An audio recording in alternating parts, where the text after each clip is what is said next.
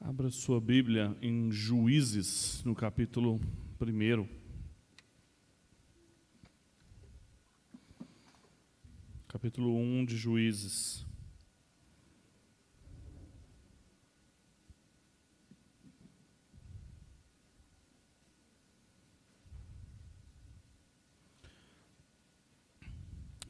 Juízes 1, nós vamos ler do versículo 1 ao versículo 8.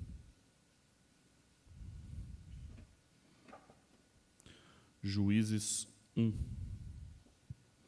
Depois da morte de Josué, os filhos de Israel consultaram o Senhor, dizendo: quem de nós será a primeira tribo a lutar contra os cananeus? O Senhor respondeu: a tribo de Judá será a primeira. E eis que entreguei a terra nas mãos dessa tribo.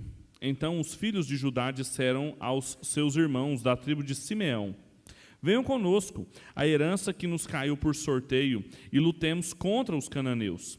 Depois também nós iremos com vocês a herança que lhes cair por sorteio. E os filhos de Simeão foram com eles. Os filhos de Judá atacaram, e o Senhor lhes entregou nas mãos os cananeus e os ferezeus. E em Bezeque mataram 10.000 homens. Em Bezeque encontraram Adoni-Bezeque e lutaram contra ele, e derrotaram os cananeus e os ferezeus. Adoni-Bezeque fugiu, mas eles os perseguiram e o prenderam, e lhe cortaram os polegares das mãos e dos pés. Então Adonias-Bezeque diz: 70 reis, a quem havia sido cortado os polegares das mãos e dos pés, apanhavam migalhas debaixo da minha mesa. Assim eu fiz, e assim Deus me retribuiu. E o levaram a Jerusalém, onde morreu. Os filhos de Judá atacaram Jerusalém e, tomando-a, mataram seus moradores e puseram fogo na cidade. Até aqui, vamos orar? Pai, muito obrigado pela oportunidade que a gente tem de estar mais uma vez diante da sua palavra. Nós pedimos que o Senhor nos conduza através dela, que o Senhor nos ensine o que ela tem a dizer e nos ajude a compreender e responder com obediência. É a nossa oração em nome de Cristo Jesus. Amém. Tem um mecanismo legal que visa orientar a ocupação do solo urbano chamado Plano Diretor Municipal, que tem que atender sempre interesses tanto coletivos, preservação da natureza, preservação da memória do lugar, do município, como também os outros interesses particulares dos seus moradores, né? E no Brasil, o plano diretor ele é um instrumento básico da política de desenvolvimento dos municípios, da expansão urbana, de acordo com o que figura na Constituição Federal e também no Estatuto da Cidade. Em outras palavras, o plano diretor, quando a gente fala de um plano diretor municipal, a gente está falando de um instrumento para dirigir o desenvolvimento desse município, para organizar, para orquestrar esse desenvolvimento nos seus aspectos econômicos, físico, social, memorial e assim por diante. Agora, existia um plano diretor também para o desenvolvimento e para a ocupação do que nós entendemos como cidade de Deus. Aquilo que nós estamos nos ocupando há tantas semanas, há pelo menos umas 29 semanas, a respeito do reino de Deus, que a gente acha que é uma concepção do Novo Testamento, mas não é. Desde Gênesis até Apocalipse, a gente tem todo o desdobramento da história do reinado de Deus sobre todas as coisas, do estabelecimento do seu reinado, da plantação ali do jardim, de colocar o homem e a mulher ali para servirem sob de seus corregentes do seu reino, a usurpação desse reino pelo pecado e o reestabelecimento dele pela aliança. E existia um plano diretor também para o estabelecimento deles. Eles ocupariam uma terra que Deus daria, conforme Ele prometeu para os patriarcas, como nós vimos aqui no texto de Gênesis 35. Eles ocupariam essa terra, multiplicariam-se e ali serviriam de uma cidade modelo para todas as outras cidades. Seria uma bênção entre todos os povos. A cidade de Deus estaria no meio das cidades dos homens, como um paradigma para abençoá-los quando eles se sentissem atraídos pela mensagem que eles ouviriam sobre o Senhor, como também para exercer juízo sobre essas cidades, principalmente as que eles ocuparam em Canaã. E o livro de Juízes marca um tempo muito importante no desenvolvimento, no plano diretor do reinado de Deus, da cidade de Deus, porque se trata de um momento novo na vida do povo de Israel, preparando-se para ser uma república propriamente dita, em sua maturidade política e estatal, como fala o Enoch Wines no livro A República Hebraica. Porque desde o Êxodo 18, em que Moisés sofria conduzindo o povo ali pelo deserto, e o seu sogro Jetro veio de longe instruí-lo, ajudá-lo a entender como ele lideraria aquele povo, a liderança de Israel sempre foi uma liderança assim mesmo republicana, através da vida de juízes, de oficiais que teriam um poder descentralizado e que eles, através dos líderes das suas tribos, líderes militares, líderes religiosos, conduziriam essa cidade de Deus no meio da cidade dos homens. E a morte de Josué, portanto, a qual o texto começa falando no versículo 1, marca uma porta de entrada para, finalmente, essa maturidade e as possibilidades de Israel começar a viver a sua maturidade política enquanto essa cidade de Deus. Porque ela já não tinha mais Moisés como uma figura, uma liderança carismática muito centralizadora, já não tinha também mais Josué como figura, e agora, então, ela poderia viver a partir da distribuição de cada uma das suas tribos, conforme o sorteio que foi dado, cada um dos líderes de cada uma das tribos tomando conta daquele lugar, até então que a palavra de Deus pudesse ser plena e eles pudessem servir todos os povos. Inclusive, é por isso que aparece 2 vezes o fato de Josué ter morrido. Ele aparece que morreu no versículo 1 do capítulo 1 e também no versículo 6 do capítulo 2. E não precisamos adotar aquelas visões críticas do texto bíblico como se tivessem contradições, que Josué tivesse morrido 2 vezes ou que o autor fosse diversos autores do livro de Juízes. Não precisamos entender assim, porque o versículo 1, e na verdade todo esse primeiro capítulo que nós vamos ler, até o versículo 5 do capítulo 2, funciona como uma moldura de todo o livro dos Juízes, que serve para mostrar que nesse tempo pós-Josué, foi conhecido Israel por uma série de marcas, uma série de características que foram distintivas desse período e que são muito instrutivas para nós. Portanto, o tema do texto em questão que nós acabamos de ler e que é o tema de todo o capítulo que nós vamos ler essa noite, é justamente esse novo momento que Israel está vivendo, agora sem a marcante presença de Josué.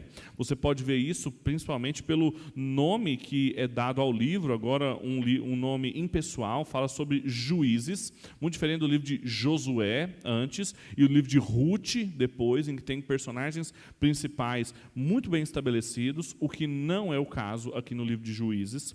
E a ausência da presença de Josué enquanto esse núcleo consolidador do reino de Deus, ou, para usar a expressão com que eu comecei, desse plano diretor. E é claro que Josué, enquanto uma pessoa, ele não era todo o plano diretor da cidade de Deus. Ele marcava, enquanto um corregente do reino de Deus, ele marcava, na verdade, pelo menos um tripé de coisas que dirigiam esse novo momento que Israel viveria. Em primeiro lugar, eles tinham que ter consciência do cumprimento das promessas de Deus. Tudo aquilo que Deus prometeu muitos séculos antes com os patriarcas havia sido cumprido agora. Eles precisavam se lembrar disso. Além disso, eles precisavam também entender sua responsabilidade cumprindo a ocupação daquela terra. Deus tinha um plano, paralelo ao plano de estabelecer Israel naquela terra, de vingar os reis maus que estavam vivendo ali. Vejam o rei que a gente leu aqui, que teve os seus polegares cortados, ele mesmo tomou consciência de que Deus o vingou, Deus o confrontou por ele ter sido um rei excessivo também na sua vingança e no tipo de cidade que ele construiu. E também a responsabilidade que eles tinham de manter-se fiéis ao culto ao Senhor, frente a uma série de cultos e religiões pagãs ao seu redor. Esse era o plano diretor da cidade, esse era o plano diretor da cidade de Deus no meio das cidades dos homens, e que sem Josué, esse plano diretor poderia estar comprometido também. E é o que nós vamos ver que é o que acontece, que começa aqui em Juízes e degringola até o restante dos livros históricos. A gente pode dizer que isso aqui é o prelúdio para todo o caos que vai se ocupar com a terra de Deus, com o povo de Deus. Portanto, o tema do sermão de hoje que eu gostaria de comunicar com vocês são essas consequências no reestabelecimento do reino de Deus, nessa ocupação da terra, na edificação da cidade de Deus. Quais são as consequências de não contar com essa liderança unificada? O que significa viver nesse tempo pós-Josué? O que significa e o que acontece, as promessas que Deus tinha para o seu povo, que eles já não podiam contar mais com uma condução unificada. Eles já não podiam contar mais com uma figura que os auxiliaria a cumprir o plano diretor que tinha sobre eles. Esse texto, o capítulo todo, do versículo 1 até o versículo 5 do capítulo 2, é uma unidade textual. Nem sempre as unidades textuais da Bíblia seguem as divisões dos nossos capítulos, porque elas são muito posteriores, então a gente tem que ficar atento aos temas ali, e a gente tem um tema só, que é justamente esse prólogo a essa situação de caos que vai viver Israel. Ela tem algumas marcas que eu gostaria de explorar com vocês. Em primeiro lugar, sem esse plano diretor, isso vai produzir uma fidelidade fragmentada no meio do povo, vai produzir um domínio fracassado por Israel e vai produzir também um confronto frustrante com Deus. Fragmentação, fracasso e frustração vão ser as marcas do tempo em que Israel não consegue levar a cabo o plano diretor que Deus tinha para a cidade de Deus. Eu gostaria de explorar cada um deles com vocês. Eu vou pedir para Michele fazer uma leitura bíblica para mim. Eu vou pedir só para esperar o microfone chegar até você. Você vai ler o capítulo 1, do versículo 1 até o versículo 21. Gostou, Rosa, da leitura da mamãe? Vamos prestar atenção. Josué 1, do 1 ao 21. Preste atenção numa fidelidade fragmentada de Judá. Josué ou Juízes? Juízes, desculpa. Estou na semana passada ainda. Depois que Josué morreu, o povo de Israel perguntou a Deus, o Senhor: qual das nossas tribos vai ser a primeira a atacar os cananeus? O Senhor respondeu: o povo de Judá vai primeiro, porque eu lhe dei a terra. Então o povo de Judá disse ao povo de Simeão: vamos juntos à terra que nos foi dada e lutemos contra os cananeus. Depois iremos juntos à terra que for dada a vocês. Assim as tribos de Simeão e de Judá foram guerrear juntas.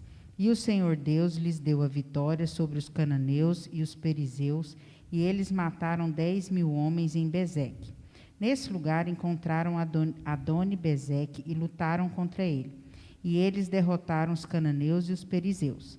Adoni-Bezeque fugiu, mas eles o perseguiram e prenderam, e cortaram os polegares das suas mãos e os dedões dos seus pés. Então Adoni-Bezeque disse: eu mandei cortar os polegares das mãos e os dedões dos pés de 70 reis, e eles apanhavam migalhas debaixo da minha mesa.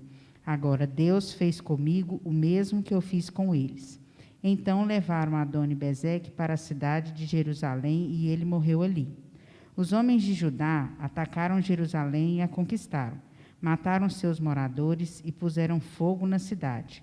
Depois foram lutar contra os cananeus que moravam nas montanhas, no deserto do sul e nas planícies de Judá.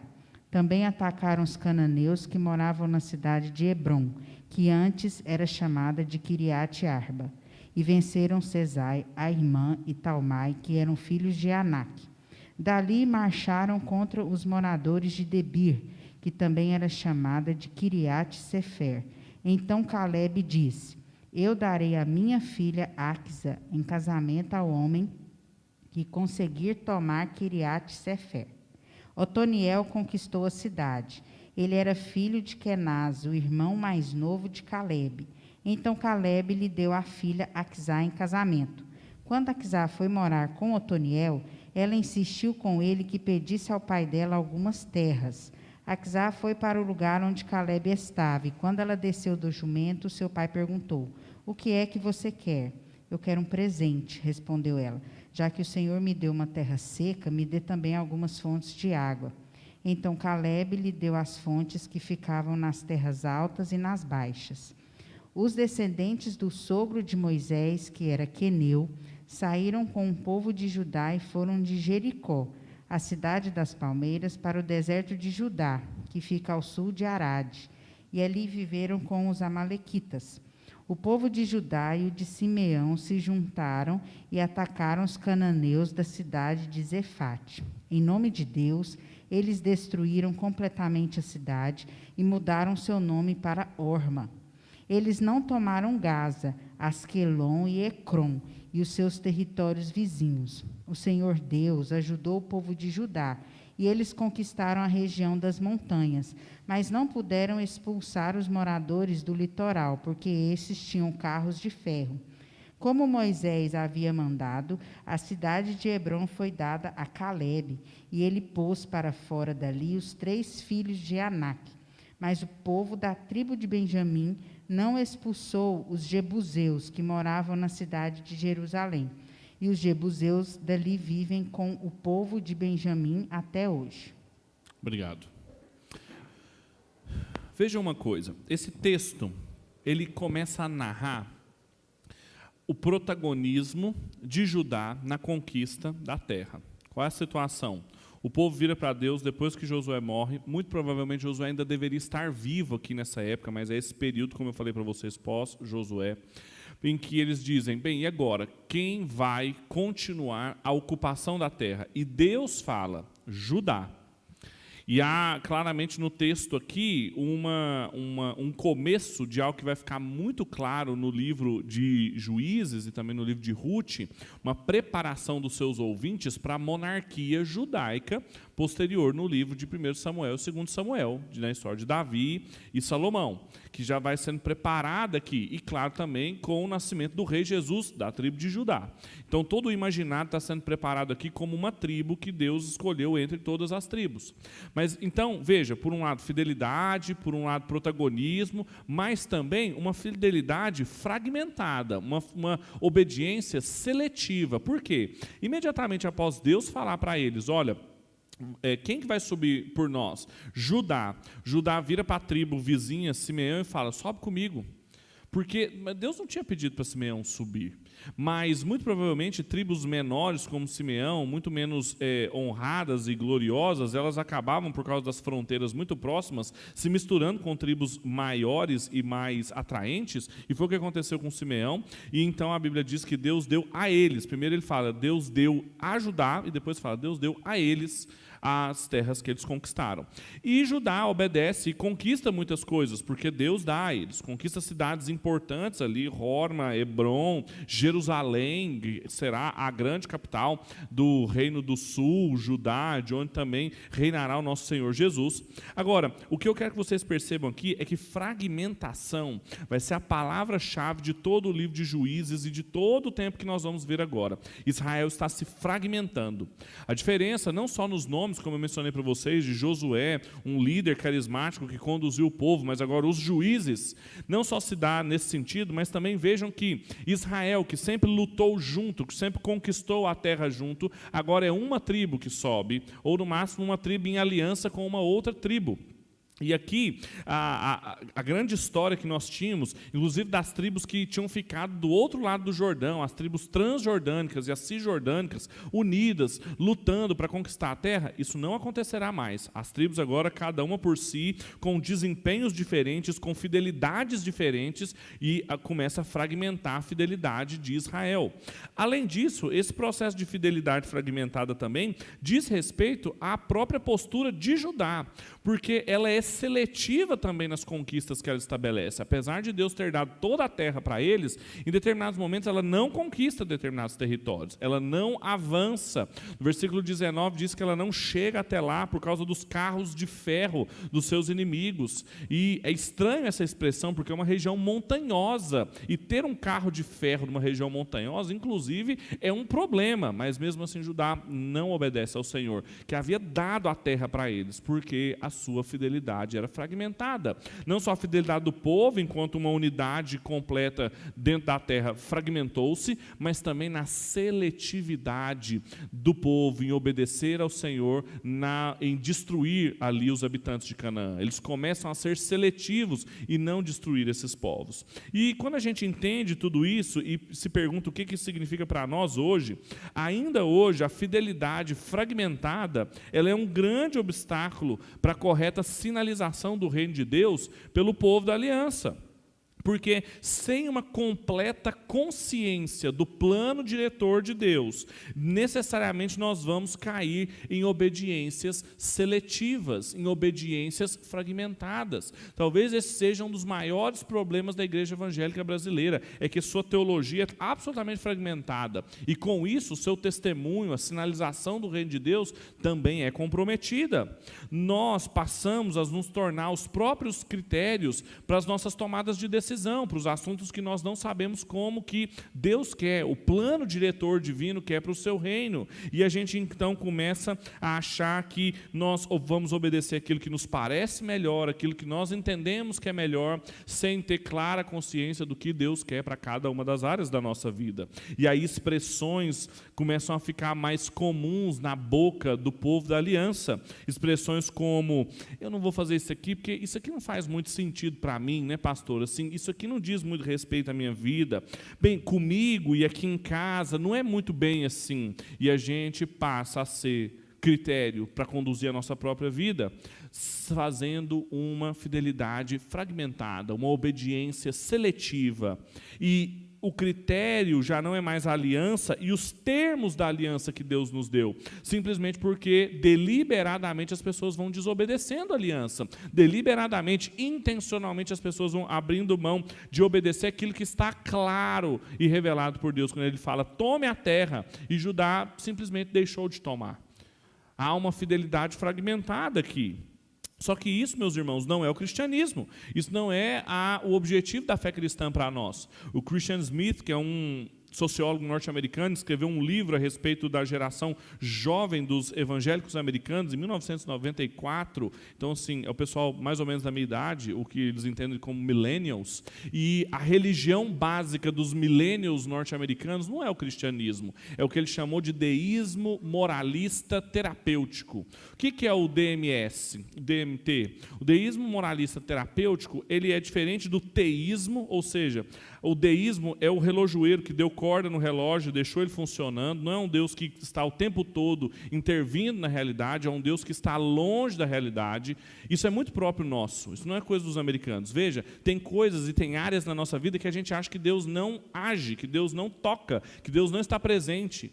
Isso é deísmo, não é teísmo. É moralista porque ele está preocupado não no que Deus diz para a natureza, para a economia, para a política, para a tecnologia, para a ciência, mas para a moralidade. Conquanto que você não xingue, conquanto você não faça sexo antes do casamento, conquanto você não beba excessivamente, está tudo certo. A religião, ela é moralista e, acima de tudo, terapêutica, ou seja, a religião diz respeito a deixar você se sentindo melhor, você se sentindo mais feliz. Só que isso não é o cristianismo. E quando a gente tem uma fidelidade fragmentada, quando a gente tem obediências seletivas, porque nós abrimos mão desse plano diretor do que é o reinado de Deus no meio da cidade dos homens, nós assumimos esse deísmo moralista terapêutico e vamos usando apenas os elementos da fé cristã que nos fazem sentir melhor, que a gente entende que se adequa melhor à nossa realidade, quando na verdade isso é estranho à proposta original que Deus tem para nós. Porque muitas vezes obedecer a Deus vai de encontro, e é de encontro mesmo, aos nossos interesses, aos nossos projetos de vida, aos planos que nós temos para a nossa vida, e vai exigir de nós um esforço consciente e intencional de obedecermos a Deus, contrariando aquilo que nós entendemos que é melhor para nós. O estabelecimento do reino de Deus, sem um plano diretor, sem uma clara consciência do que Deus espera do seu povo, necessariamente vai recair em fidelidade fragmentada. Mesmo que seja da tribo que Deus escolheu, mesmo que ela claramente esteja obedecendo a Deus, mas seletivamente, fragmentadamente. É a primeira lição do texto e do livro de Juízes. Mas além além disso, o livro de Juízes também mostra que o estabelecimento do reino de Deus, sem obedecer esse plano diretor original, além de uma fidelidade fragmentada, também vai gerar um domínio fracassado. Vai gerar a responsabilidade que nós tínhamos de dominar sobre essa nova terra, um grande fracasso. Eu vou pedir para que a Paula faça a leitura para mim de Juízes, capítulo 1, versículo 22 até o 36. Espera um pouquinho, Paula, que o microfone está chegando. Juízes 1, do 22 ao 36. Subiu também a casa de José contra Betel, e era o Senhor com eles. A casa de José mandou homens a espiar Betel, cujo nome outrora era Luz. Viram os espias a um homem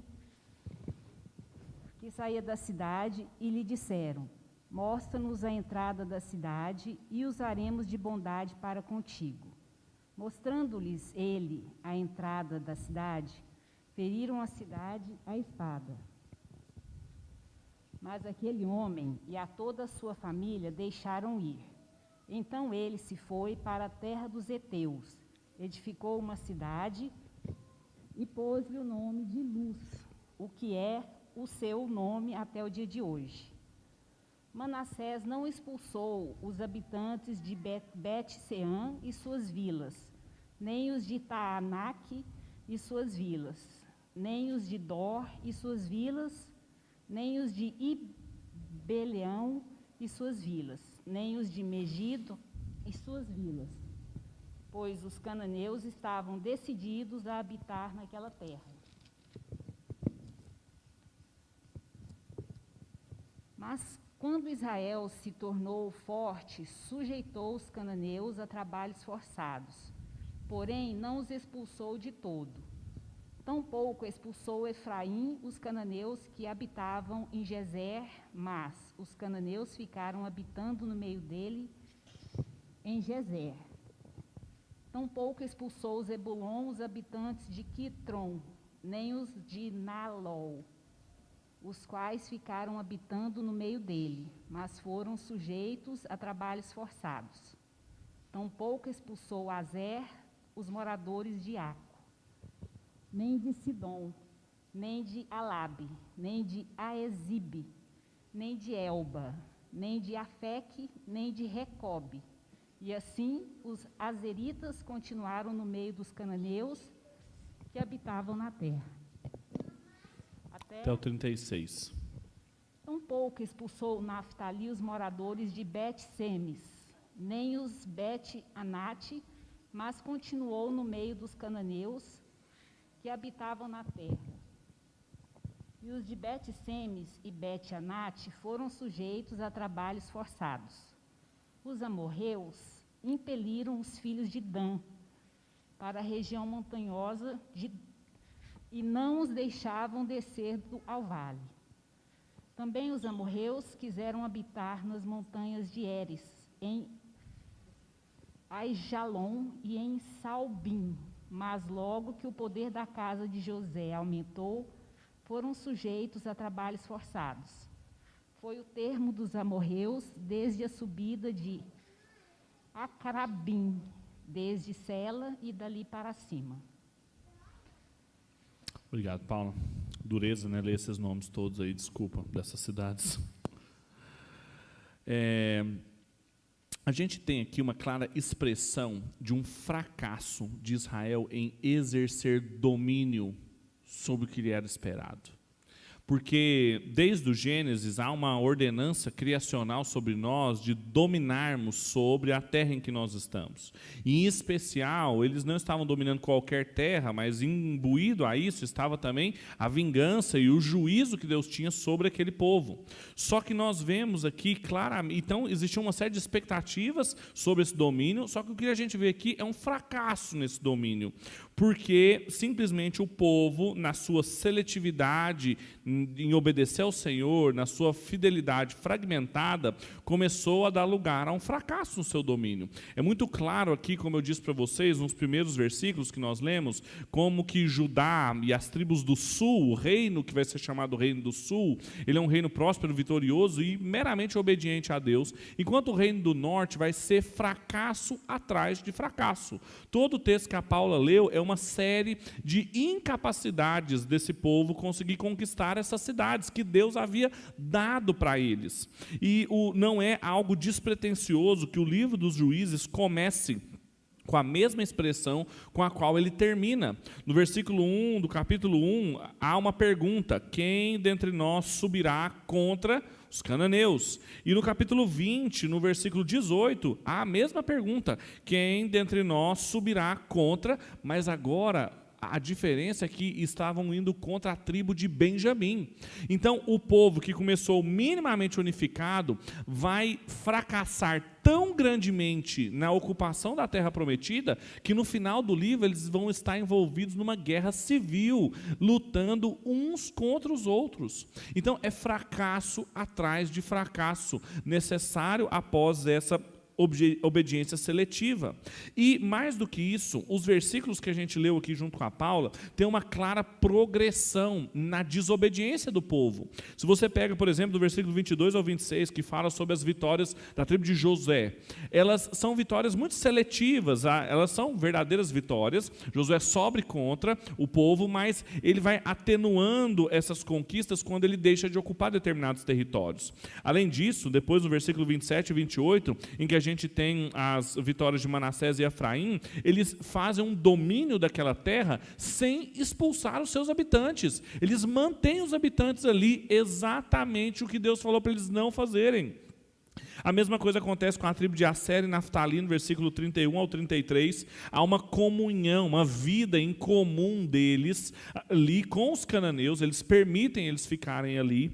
E depois, no versículo 34, quando fala de Dan, no máximo que eles fazem é confinar os cananitas para morar nas montanhas. E veja o que o texto diz. O texto diz que quando eles se tornam fortes, eles obrigam o povo a ser seus escravos. Isso é um contrassenso horrível, porque se eles eram fortes o suficiente, eles deveriam ter vencido o povo, derrotado o povo, eliminado o povo, como Deus havia mandado. Mas eles se tornaram tão fortes a ponto de poderem escravizar aquele povo, mas não os eliminaram. E essa estrutura é muito interessante, como o autor de Juízes a constrói, vai ser exatamente a mesma estrutura do livro inteiro. Vocês sabem que o livro de Juízes é uma série de histórias a respeito de juízes que foram se levantando em tempos específicos em Israel. E essa mesma progressão de degeneração, ela vai ser repetida aqui, começando com Judá e um bom juiz, que foi o juiz Otiniel, e terminando no pior juiz que a gente tem em Israel, que é Sansão, da tribo de Dan. Então começa da mesma forma, com conquistas e vitórias, e um juiz fiel a Deus de Judá, e termina com as histórias de Sansão, que a gente nem sabe se ele é um herói ou se ele é um inimigo do povo de Deus, de tão antagonista que ele é a esse plano diretor que a gente está vendo aqui. Então, deliberadamente, o que nós estamos vendo é a quebra das intenções de Deus desde Gênesis. Quando nós expusemos Gênesis aqui em 2018, o tempo todo eu sempre lembrava para os irmãos que o propósito do autor de Gênesis era mostrar cada uma e contradizer cada uma das visões de mundo rivais que o povo ia encontrar. Ele ficava falando que Deus criou os luzeiros porque as pessoas adoravam o sol e adoravam a lua, que Deus criou os animais porque as pessoas adoravam aqueles animais. E Deus estava o tempo todo preocupado para que Israel não adorasse, não seguisse, não incorporasse as visões de boa vida daquele povo ao redor. E o que eles fazem? Começam a viver junto com eles, deixam de expulsá-los, deixam de eliminá-los e passam a dizer que eles são bem-vindos no seu meio. As tribos do norte fracassam no projeto da cidade de Deus quando elas se amoldaram e elas se satisfizeram com as construções humanas, pagãs e pecaminosas ao seu redor. E quando nós entendemos o que isso significa e trazemos para mim, para a sua vida, ainda é possível dizer que esse domínio fracassado, ele é um obstáculo na nossa vida no reestabelecimento ou na sinalização do reino de Deus. Porque quando o povo da aliança, eu e você, a gente deixa de se enxergar em radical antítese, em radical oposição às pessoas que estão ao nosso redor, que não estão na aliança com Deus, quando a gente passa a achar que é possível conviver com quem não faz parte da aliança, quando a gente acha que é possível casar com quem não tem a mesma fé que a gente, que é possível construir e trabalhar e empreender com gente que não tem a mesma fé que a gente, é possível governar uma cidade, fazer arte, é possível viver em comunhão com essas pessoas, a gente está inevitavelmente caminhando rumo ao fracasso da nossa responsabilidade de ser uma diferença no meio dos outros povos. É a antítese fundamental que nós falamos, que também está presente desde o Gênesis, da serpente, da semente da serpente e da semente da mulher, que sempre estiveram em antagonismo. Então, o que nós vemos aqui é um paradoxo, porque nós vamos ser uma bênção para os outros povos, nós vamos ser uma bênção para as pessoas que não dizem respeito à nossa fé, que não seguem o nosso Deus, quando nós formos o mais diferente delas. Mas a gente, num afã de querer amoldar os nossos padrões aos padrões deles, de querer contextualizar a nossa mensagem com a vida deles e de querer seguir os seus padrões para nos aproximar deles, nós cortamos a possibilidade de sermos uma bênção para eles. O paradoxo é, quanto mais diferente e quanto mais fiéis ao plano diretor de Deus, à cidade de Deus formos, mais abençoadores seremos para as outras pessoas. Só que o que a gente percebe ao longo da história é que todas as vezes que a igreja abraçava o espírito do seu tempo, o zeitgeist de uma época, o espírito do tempo, ela se casava com ele, na geração seguinte essa igreja se tornava irrelevante, ela se tornava viúva, porque o espírito daquele tempo tinha passado e a igreja passou também. E esse é um perigo muito grande que desde o início do povo de Deus a gente enfrenta. No afã de nós querermos ser próximos demais das pessoas, nós abrimos mão do nosso protagonismo pactual, da nossa diferença, da antítese, e nos satisfazemos com o fracasso do projeto de Deus, restabelecer o reinado dele, e nos acomodamos com o que a gente já tem, com a cultura que a gente já tem, com os padrões que a gente já tem. Tá bom, né? Pelo menos assim, eu criei meus filhos assim, são prósperos, né? Fizeram faculdade, e tá tudo bem, Não. A obediência é fundamental para o povo de Deus.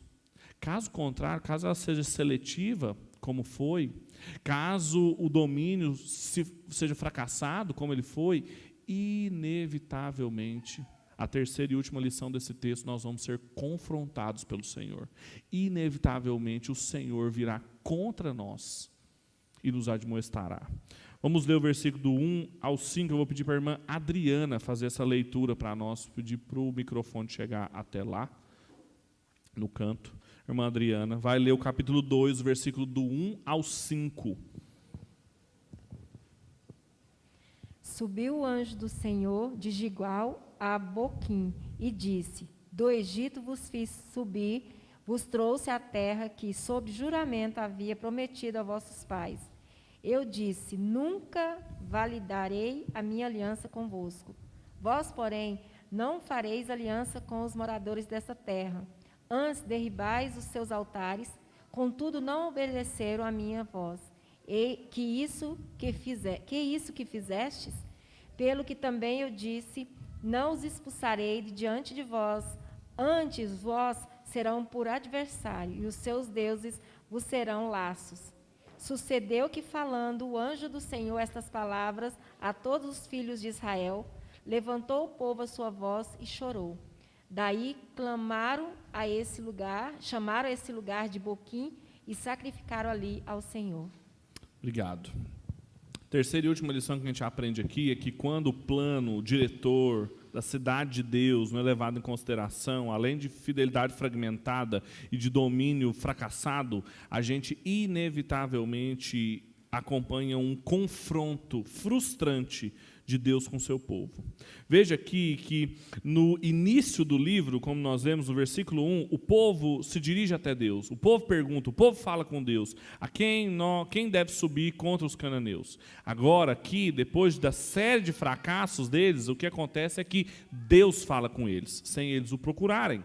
E veja que tem uma sequência no texto que eu falei para vocês que marca essa unidade textual. O texto fala no versículo 1, quem vai subir contra os cananeus? Judá sobe. Depois, na segunda lição que nós tiramos do texto, José sobe. E aí agora Deus, o anjo do Senhor, sobe contra o povo. E o sobe aqui não é subir como se fosse um lugar mais alto, mas se trata de ir contra. Quando eles estavam perguntando no começo, quem vai contra os cananeus? José foi contra o povo e agora Deus vai contra Israel. E o anjo do Senhor aqui é o próprio Deus. Veja nas formas intercambiáveis da identidade dele, que ele fala, e o anjo do Senhor disse, eu vos tirei do Egito. Com certeza uma aparição teofânica de Deus no Antigo Testamento, e não é também sem propósito que ele encontra o povo em Gilgal, uma cidade também muito especial. Foi o lugar onde a primeira Páscoa foi celebrada com Josué e o seu povo, quando eles provaram da primeira vez dos frutos daquela terra, que desde que eles estavam no deserto, ouviam as histórias que manava leite e mel, e foi ali em Gilgal que a aliança foi novamente lida e celebrada. Eles celebraram uma Páscoa, a libertação do povo, e o anjo do Senhor os encontra ali. Para vocês terem uma dimensão, guardadas as devidas proporções, mas como a gente está aqui em Goiás e a música sertaneja procede mais ou menos nessa dinâmica, é como se fosse uma história de traição. Sabe aquelas músicas assim, tipo Maiara Maraíza, Marília Mendonça e coisas. Vocês não escutam isso, que vocês são evangélicos, né? Mas são cantoras que falam das pessoas. Pensa na cena do drama mexicano, assim, da pessoa que encontra o cônjuge traindo-a no lugar onde eles se conheceram. Não é doloroso para quem está sendo traído? É exatamente o que está acontecendo aqui. É um enredo de uma música sertaneja, da melhor qualidade possível aqui do Goiás. Deus tinha, naquela terra, feito um pacto, uma aliança com o povo. E naquela terra, o povo foi surpreendido em adultério. E o anjo do Senhor sobe contra eles, dizendo, o que vocês estão fazendo? Que é isso? E aí a estrutura, o conteúdo da fala é extremamente pactual. Vocês lembram que o pacto, a aliança, tinha uma estrutura, né? Os contratos de suzerania e vassalagem, em que o suzerano mostra dos seus benefícios, e ele depois dá as suas leis para as pessoas cumprirem a fidelidade, que se elas cumprirem, elas vão continuar sendo beneficiadas, mas se elas quebrarem o pacto, elas vão ser amaldiçoadas. Isso é um pacto. E o que o anjo do Senhor fala assim, eu vos tirei do Egito, eu dei a terra para vocês, eu entreguei os inimigos de vocês, e eu pedi para que vocês não se misturassem com eles e continuassem me adorando. Mas o que vocês fizeram? Alianças com eles, e deixaram todos os altares das religiões pagãs ali ao seu redor. Aí ele fala uma coisa belíssima, ele fala, eu não vou quebrar com vocês a aliança que eu tenho com vocês, mas vocês precisam entender que vocês quebraram a aliança comigo. E aí então, o fracasso de Israel na conquista da terra prometida, não foram os carros de ferro que aquelas pessoas tinham. Não dizia respeito ao poderio militar deles. Deus tinha entregado aquela terra. Dizia a incredulidade deles ouvirem, acreditarem nas promessas de Deus e a disposição pecaminosa que eles tinham no coração de fazer alianças com gente que não prestava. E aí o povo deu lugar àquela cidade de Boquim, que em hebraico significam os que choram. Eles vão lembrar daquele lugar como um lugar de choro, de frustração, em que eles foram confrontados contra o Senhor. É o segundo nome que o livro de Juízes narra que o povo deu, e é muito diferente do primeiro nome, no versículo 17, que fala de Hormá, que significa totalmente aniquilada.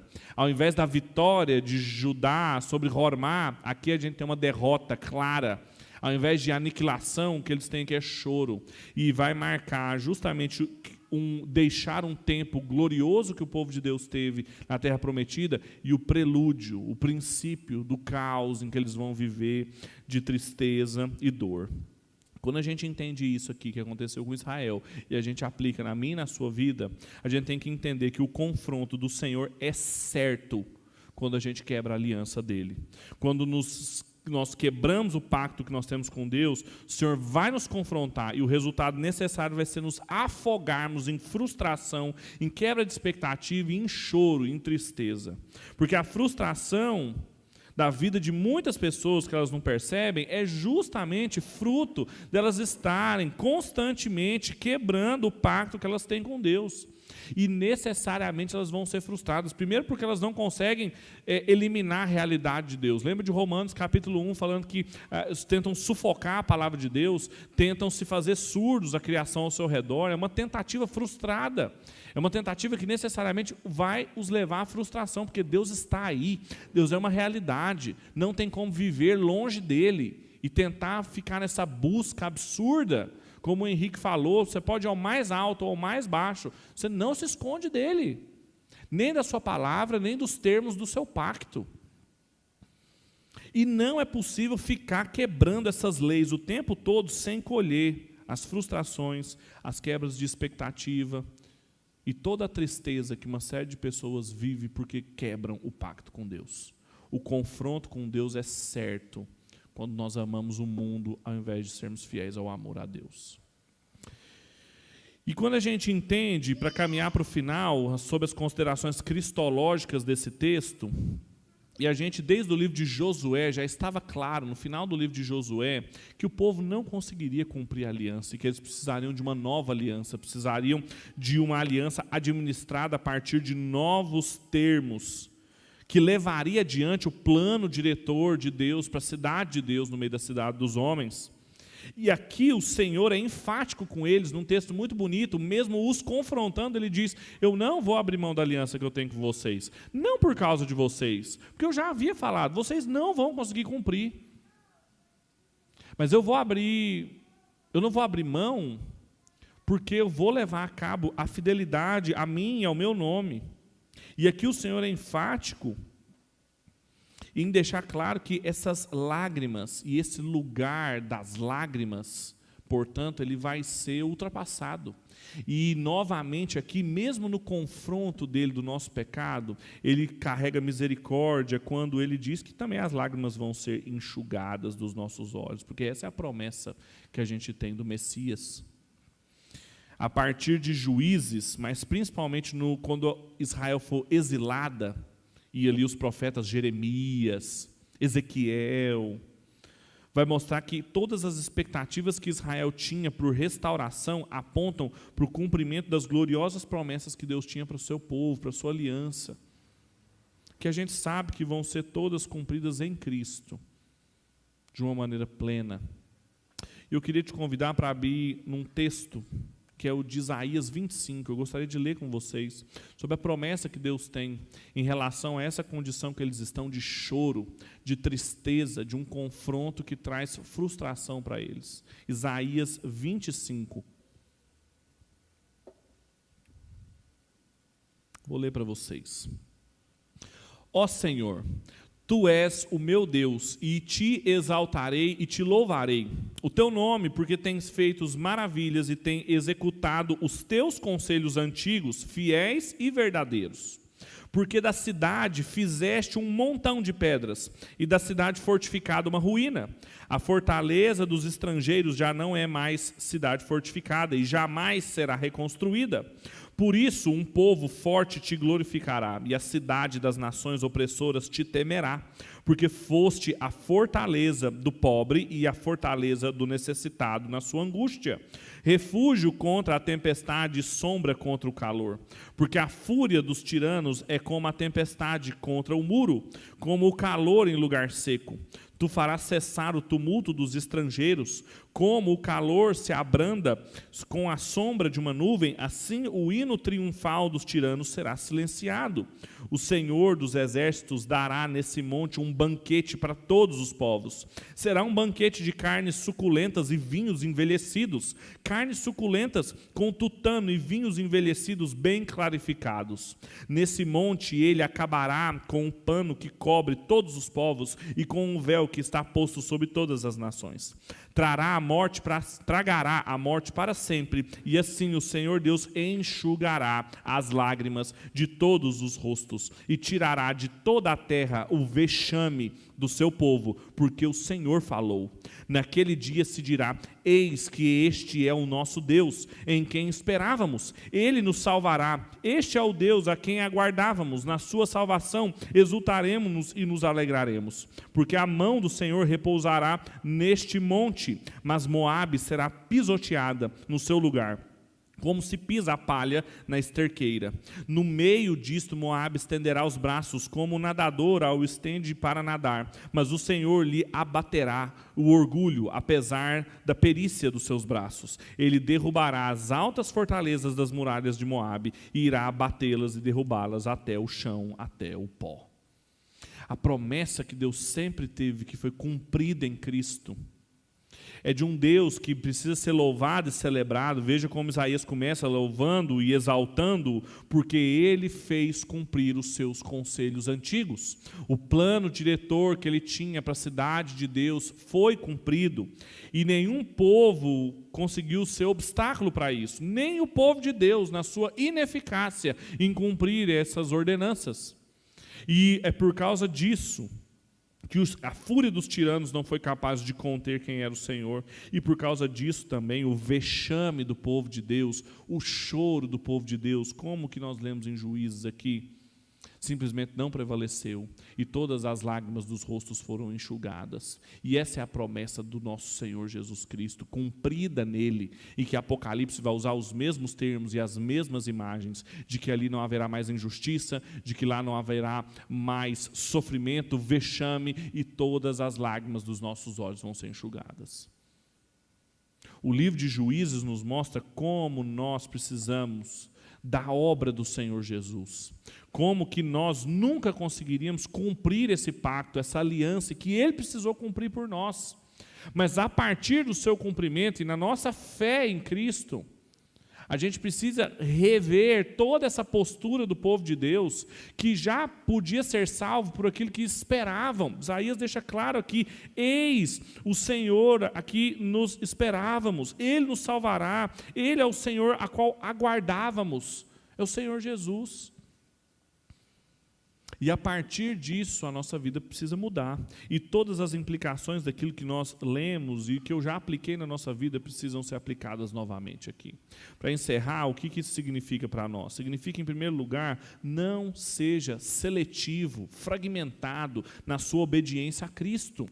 Uma vez que Cristo não foi fragmentado na sua obediência, uma vez que a obediência de Cristo foi perfeita, uma vez que Ele conseguiu cumprir totalmente o pacto das obras, conquistando para nós um lugar que nós nunca conquistaríamos, a nossa fé e a nossa obediência a Cristo não pode ser seletiva, não pode usar os nossos critérios, a nossa subjetividade para interpretar o que é e o que Cristo espera de nós. Os imperativos da fé, todo o fruto do Espírito, toda a vida que significa ser vivida em Cristo, não pode ser negociada.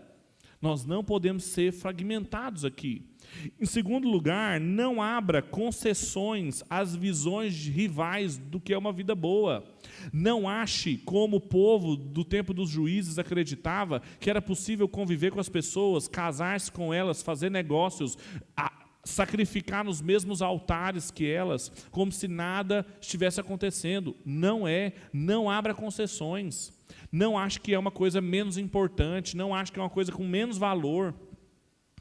É seríssimo quando um tipo de vida, um padrão de vida, um jeito de conduzir a existência, padrões morais, sexuais, educacionais, financeiros, que são estranhos à palavra de Deus, começam a ditar o ritmo das nossas casas, das nossas vidas. Não abra concessões. E em terceiro e último lugar, não perca de vista o confronto do Senhor. Porque todas as vezes que a palavra de Deus é quebrada, todas as vezes que o pacto divino é quebrado, nós vamos ser confrontados pelo Senhor. E em última instância, não perca de vista que tudo que você está vivendo, a forma como você está vivendo, um dia você vai estar diante do Senhor da vida, pedindo contas do que você fez com seus talentos e de como você administrou o seu tempo, o seu dinheiro, os seus recursos e a forma como você viveu diante dele. Não perca de vistas que um dia você vai estar diante do Senhor. E esse dia pode ser amanhã. Não perca de vista o confronto eminente de quem tem um pacto, de quem tem uma aliança com você. E espera de você obediência, e espera de você fidelidade, espera que você cumpra suas responsabilidades como membro dessa aliança, como um cidadão do reino de Deus, que tem um plano diretor muito claro para mim e para você. Abaixe sua cabeça, feche seus olhos e vamos orar.